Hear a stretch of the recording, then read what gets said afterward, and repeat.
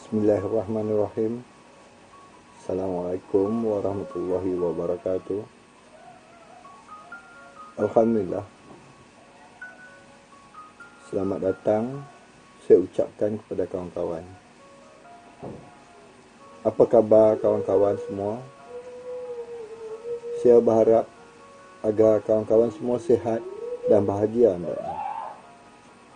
Saya juga berdoa agar kita semua berada di bawah rahmat dan pemeliharaan Allah Azza wa Jalla. Hendaknya supaya kita dapat terus bersama-sama di sini dan menjalankan aktiviti harian kita dengan baik. Kali ini melalui segmen sketsa kehidupan, saya akan tampilkan pepatah Melayu yang berbunyi, pergi mencari timba. Kalau kita amati pepatah ini, kita dapati tidak ada logiknya, kan? Itulah kebijaksanaan orang tua-tua dulu kala. Mereka tidak mendapat pendidikan formal yang baik dan tinggi. Mereka juga tidak bergelar doktor, tapi mampu menghasilkan pepatah yang cukup hebat. Bak kata pepatah lain, tak lapuk dik hujan dan tak lekang dik panas. Jadi tanpa melengahkan masa, jom kita ikuti. Ya, tetapi sebelum itu kita ikuti dulu intro channel dan opening video. Jom kita.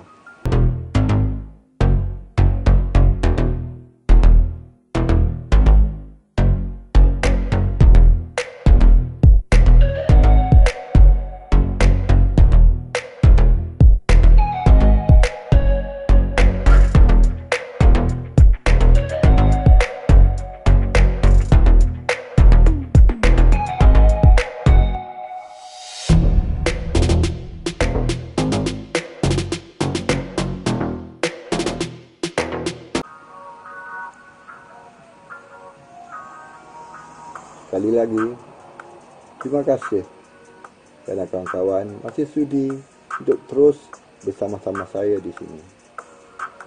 Saya mohon kerjasama kawan-kawan untuk terus setia bersama-sama saya dan mendengar cerita kehidupan daripada pepatah Melayu ini. Harus diingat, pertemuan kita ini bukan saja-saja, tapi telah diatur oleh Allah Azza wa Jalla sejak azali lagi. Sudah pasti ada hikmah yang tidak terbaca oleh kita di masa depan. Sekali lagi saya memohon kerjasama dan bantuan kawan-kawan agar terus bersama-sama saya di sini hingga akhir dan mensubscribe, like dan komen channel ini sebagai sokongan bagi yang belum, dan bagi yang sudah subscribe, jutaan terima kasih dari saya. Saya juga mohon agar kawan-kawan terus mengikuti video yang telah diupload di channel ini selama ini. Channel yang kawan-kawan singgah ini akan membicarakan soal kehidupan melalui segmen sketsa kehidupan, seni dan budaya, fikrah Muslim, ewas masa, my inside story, short film dan telemovie. InsyaAllah, channel ini akan memberikan nilai tambah ilmu kehidupan kepada kawan-kawan. Sesungguhnya, ilmu mengenai kehidupan ini tidak pernah diajar oleh mana-mana universiti di dunia ini. Ingat, kita semua pasti akan melalui pengalaman hitam dan putih kehidupan. Tidak kira siapa kita pasti tidak mampu menghindarinya. Sekiranya kawan-kawan ingin meninjau jodoh-jodoh lain di channel saya ini, kawan-kawan boleh klik atas nama saya di mana-mana video saya. Pihak YouTube akan membawa kawan-kawan ke page YouTube saya. Kawan-kawan tengoklah di situ. Kawan-kawan juga boleh menunggu di bahagian akhir video ini, di mana pihak YouTube akan mencadangkan kepada kawan-kawan video dari channel saya yang boleh diikuti. Jadi tanpa melengahkan masa, jom kita ikutinya.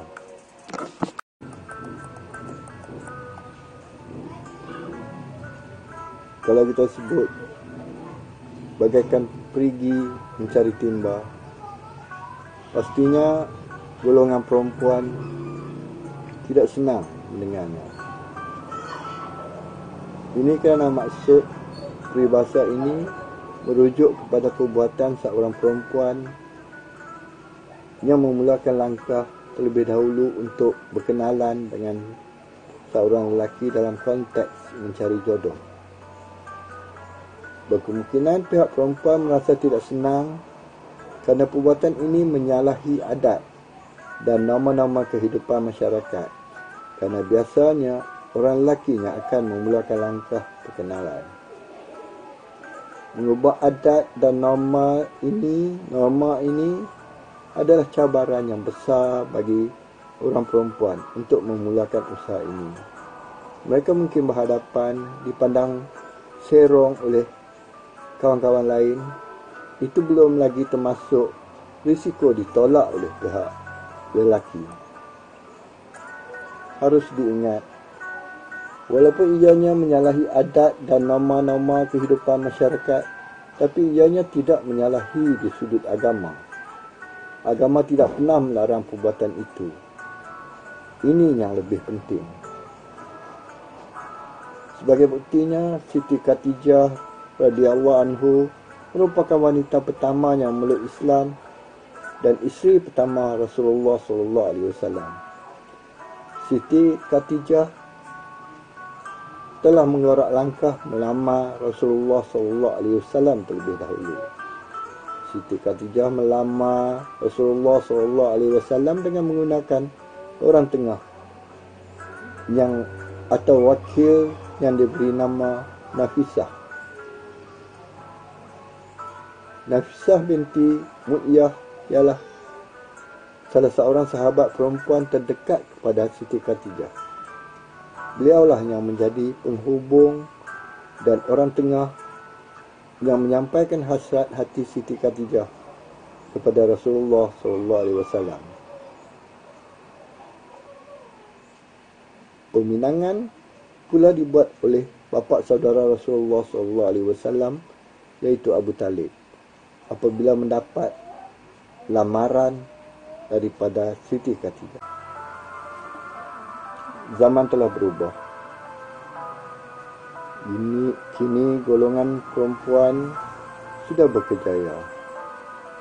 Cuba bayangkan seorang perempuan berjawatan tinggi dan sudah pasti bergaji besar. Maka lelaki mana yang berani masuk meminang, lebih-lebih lagi semasa dia belajar dahulu tidak mempunyai kekasih hati. Jadi pada hari ini, ia bukan lagi sesuatu yang mustahil.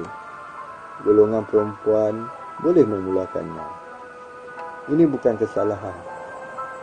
Jodoh kita dengan siapa, bagaimana orangnya, bagaimana kita bertemu, bagaimana proses sehingga bernikah dan sebagainya telah sedia ada dalam catatan Allah SWT. Apa yang penting adalah usaha kita untuk mendapatkan jodoh itu. Itulah perkahwinan di antara baginda Rasulullah SAW dengan Siti Khadijah. Katakanlah baginda Rasulullah memang ada hati dekat Siti Khadijah. Mana mungkin baginda memulakannya? Kerana Siti Khadijah adalah antara orang yang terkaya di Mekah. Allah SWT telah berfirman dalam surah Al-Ankabut yang bermaksud, dan orang-orang yang berusaha dengan bersungguh-sungguh kerana memenuhi kehendak agama kami, sesungguhnya kami akan memimpin mereka ke jalan-jalan kami yang menjadikan mereka bergembira serta peroleh keredaan. Dan sesungguhnya pertolongan dan bantuan Allah adalah beserta orang-orang yang berusaha membaiki amalannya. Surah Al-Ankabut ayat 69. Berdasarkan perkembangan semasa dan tidak salah di sudut agama, maka peribahasa pergi mencari timba sudah tidak boleh digunakan lagi.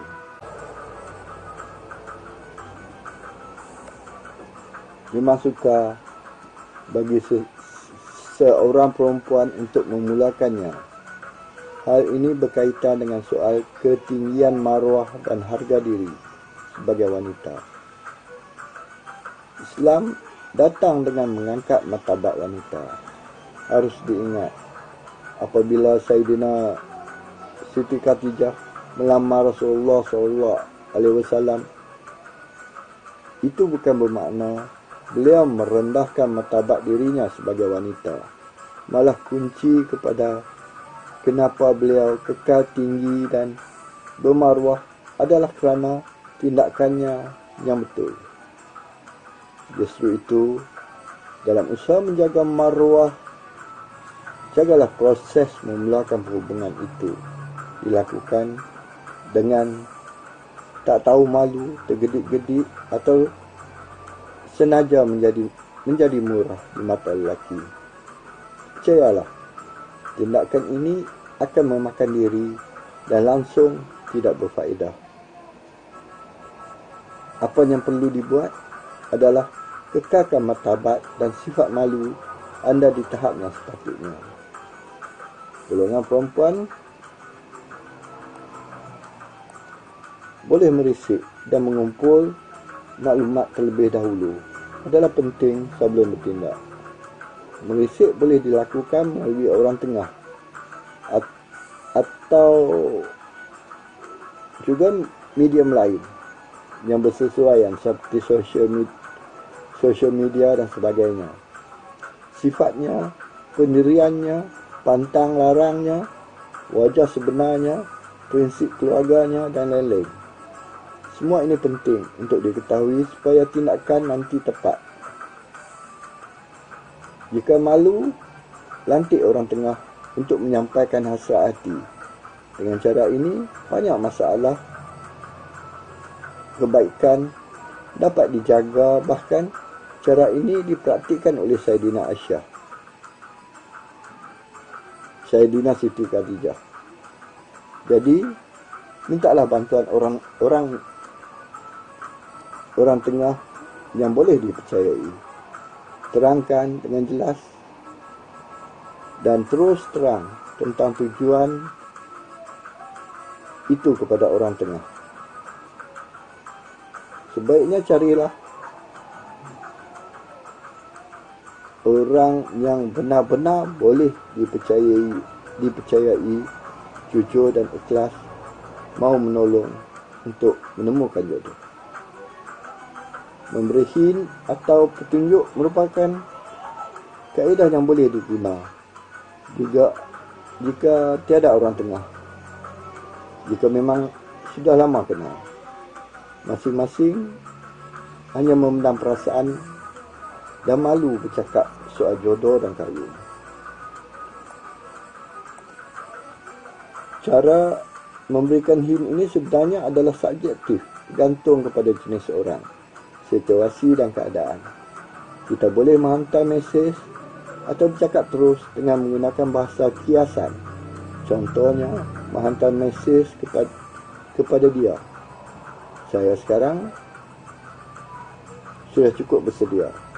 Saya rasa sudah tidak sabar untuk memiliki keluarga sendiri. Jika si lelaki tersebut suka, dia akan menjawab hint itu. Mungkin kalau jawapannya positif, dia akan membalas dengan mesej ini. Saya pun, boleh saya masuk Mina? Walaupun dia mungkin dalam nada yang bergurau. Alhamdulillah, begitulah penceritaan mengenai pepatah Melayu lama pergi mencari timba. Diharapkan penceritaan ini dapat menghilangkan perasaan kurang senang golongan wanita apabila melihat tajuk ini tadi. Saya juga berharap penceritaan ini akan dapat membantu kita untuk menjalani kehidupan di dunia yang amat mencabar hari ini dengan lebih baik. Zaman telah berubah. Jadi, bagi golongan perempuan yang memang berjawatan besar dan pastinya berpendapatan tinggi, harus memulakan dahulu langkah sebagaimana Siti Khatijah lakukan. Sekiranya tidak, pasti suka untuk mendapatkan pasangan hidup. Jadi, cukuplah sampai di sini. Kita jumpa lagi di lain video. Jutaan terima kasih kerana kawan-kawan sudi mengikutinya hingga akhir. Jangan lupa subscribe, like dan komen. Bye-bye. Assalamualaikum.